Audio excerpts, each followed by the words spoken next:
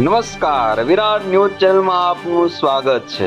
આજ રોજ તળાજાની ગોપનાથ રોડ ઉપર આવેલી વિશ્વગુરુ વિદ્યાપીઠના બાળકોએ શેત્રુંજી કિનારે આવેલા ધનેશ્વર મહાદેવ મંદિરની મુલાકાત કરી હતી।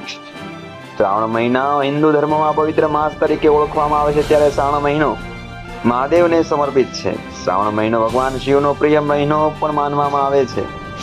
પવિત્ર શ્રાવણ મહિનામાં ધોરણ 1 થી 12 સુધીના ભાઈઓ અને બહેનોએ ધનેશ્વર મહાદેવના દર્શન કર્યા હતા।